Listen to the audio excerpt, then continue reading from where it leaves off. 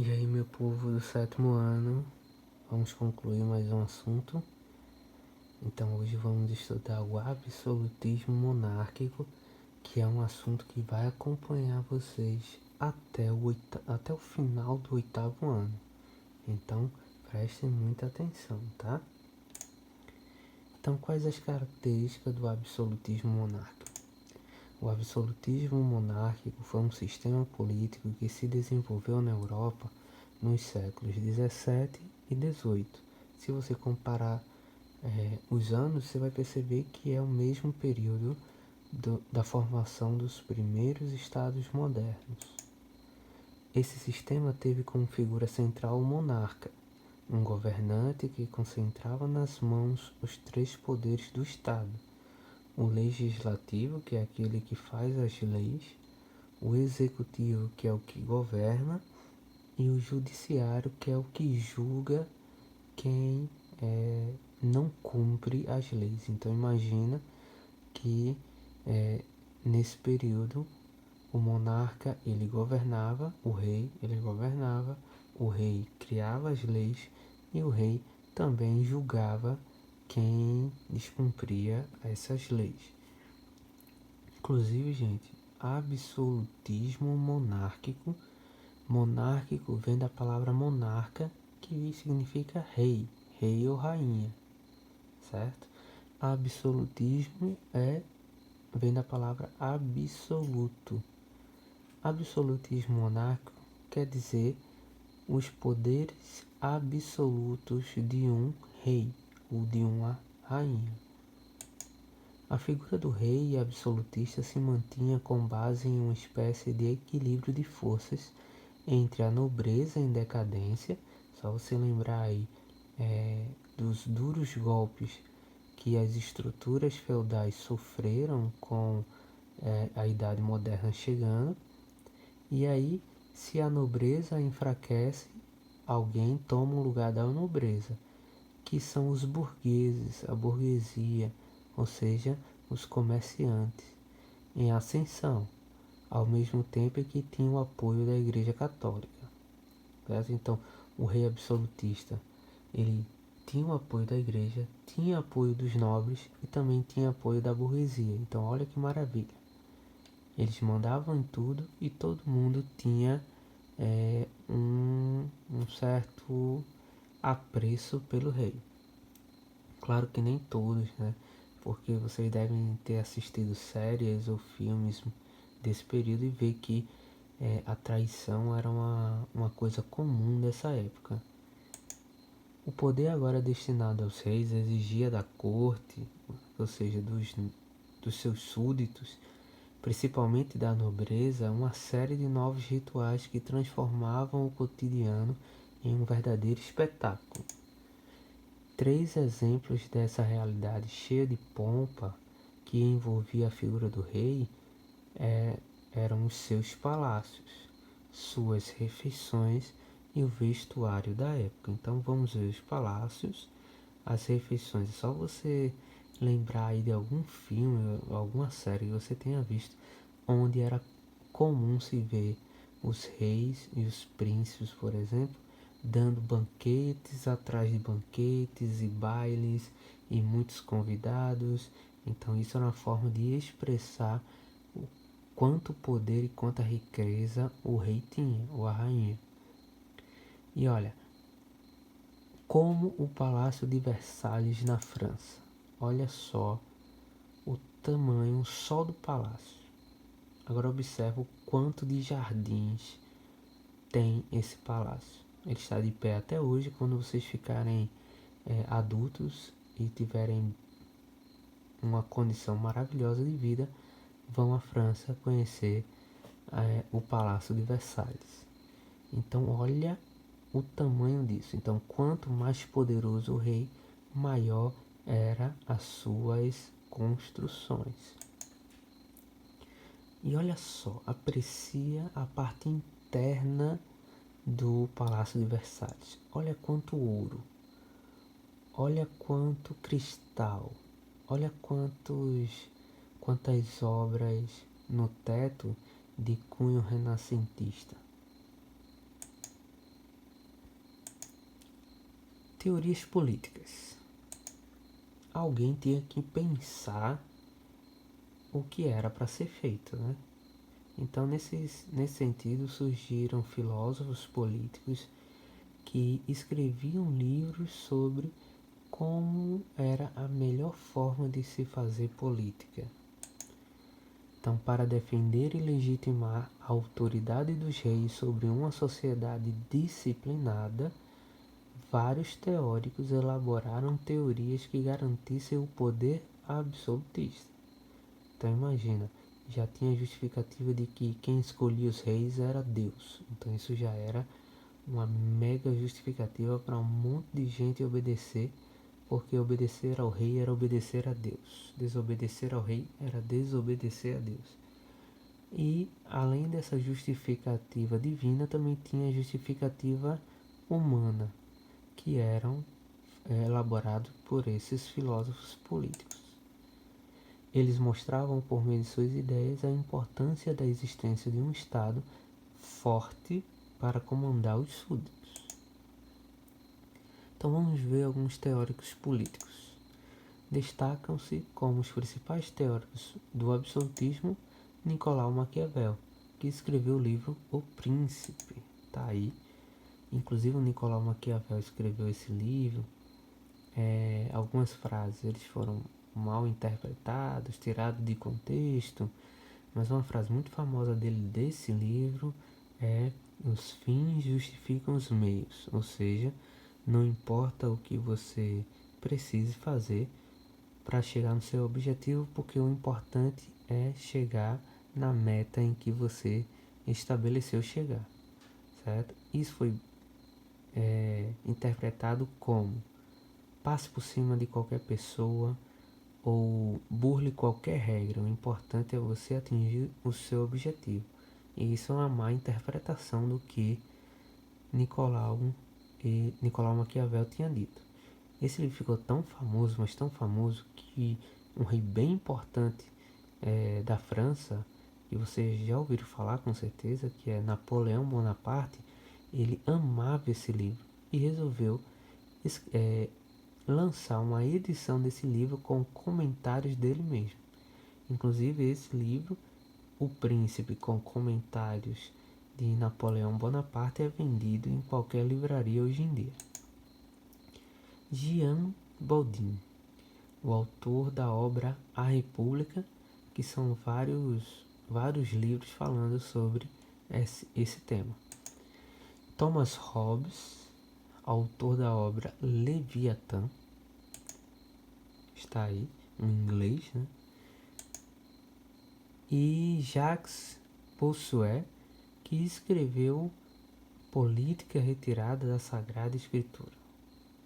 Então, como os reinos eram bem católicos, então nada melhor do que usar a Bíblia para justificar o poder do rei.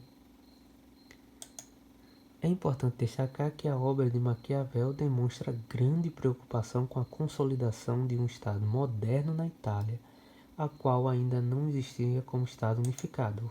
Olha só como era a Itália. Ela não era um país, um único país.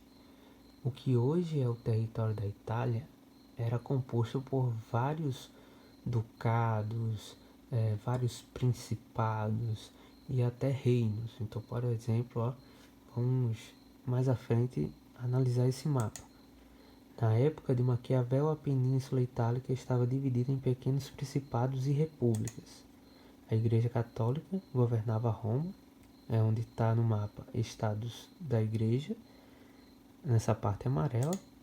Veneza, Florença e Milão ao norte eram governados por principados e repúblicas. Então tá aqui de cinza a República de Gênova, de rosa ao centro o Ducado de Milão e à direita em verde a República de Veneza. Ao sul havia o Reino de Nápoles, essa parte bege. Então a Itália só seria politicamente unificada como um estado só a partir de 1870. 80, vocês vão estudar isso no 8º ano. Então, diferente de Portugal, de Espanha, França e Inglaterra, que a gente estudou a unificação deles, a Itália ainda não era unificada. As teorias.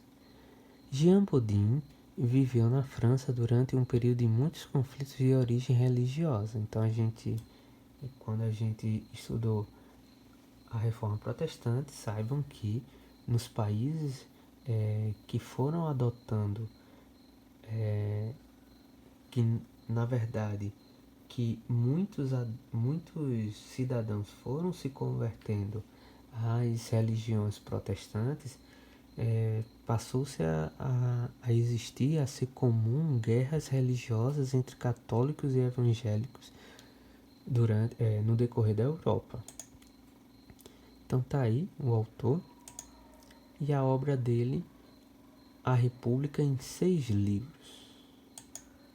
Dedicou-se na maior parte do tempo a refletir sobre os poderes dos reis, defendendo o absolutismo, ao afirmar que a divisão de poder seria muito ruim para a estabilidade política do país. Então, para ele, a ideia de que o rei deveria ter tanto os poderes do executivo, do legislativo e do judiciário, isso ajudaria a manter o país, o reino, enfim, a república estável.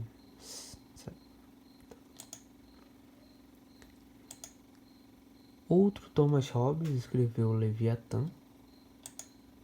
Thomas Hobbes acreditava que o homem era lobo do próprio homem, ou seja, um homem caça, o homem caça o próprio homem. Então, dado essa ideia, os seres humanos nascem ruins e egoístas por natureza, passíveis de provocar confusões e envolver o país em guerras sendo necessário. Então, para evitar que os homens se matem, ou os homens levem um reino ou um estado a uma convulsão social, é necessário um estado que consiga gerar estabilidade, segurança e prosperidade para as pessoas, evitando que haja todas essas confusões. E como é que ele faz isso? O Estado faz isso através das leis. Então, as leis determinam o que as pessoas devem fazer. Se elas fazem, elas estão protegidas pela lei. Se elas não fazem, se elas fazem coisas contrárias à lei, elas são punidas, e assim essa ideia ela vai impedindo, pelo menos a grande maioria, de cometerem crimes e não se matarem. Desse modo, a presença de um governante forte a fim de garantir a harmonia do país. Para Jacques Bossuet, os reis recebiam poderes divinos para governar. É o autor que vai tirar da Bíblia os pressupostos da política. Então, ele vai defender que é o próprio Deus que concede aos reis o poder de governar. Assim, qualquer atitude contrária à autoridade do rei seria considerado um crime, embora ele deixasse claro que o rei deveria sempre evitar o abuso do poder. Então, se você desobedecesse ou se você fosse fazer oposição ao rei, isso era crime, porque você estaria fazendo oposição ao próprio Deus. E aí a gente viu, eu falei sobre as refeições, falei sobre os palácios e também uma forma de mostrar luxo e poder através das roupas. Então olha, esse é um rei muito importante, chamado Luís XIV, que governou a França de 1643 a 1715. Ele foi chamado de Rei Sol. É considerado a melhor personificação da imagem do monarca absoluto. a ele é atribuída a célebre frase: o Estado sou eu, ou seja, eu sou o poder legislativo, eu faço as leis. Eu sou o poder executivo porque eu governo. Eu sou o poder judiciário porque eu julgo. Eu sou o líder da igreja católica no meu país porque eu sou escolhido por Deus. Eu sou o general máximo do exército. Então, o Estado é o rei, certo?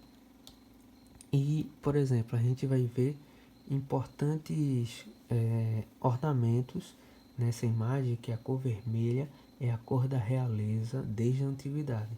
Então, você que é acostumado a assistir filmes e séries, você vai ver que o rei sempre vai ter capas vermelhas ou qualquer adereço vermelho, que é a cor da realeza.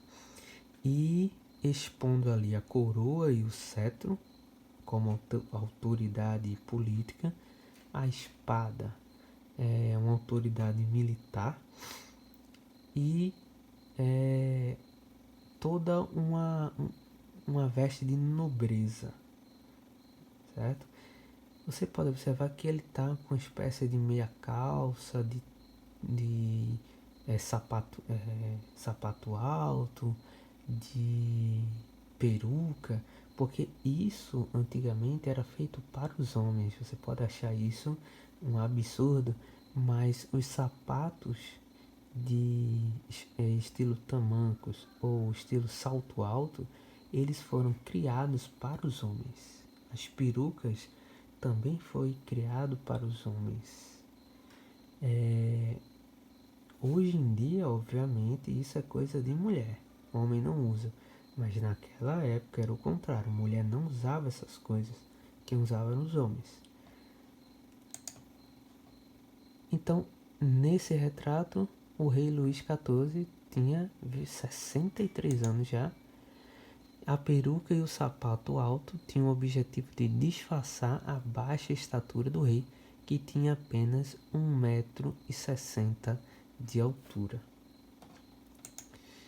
Gente, eu espero que vocês tenham gostado.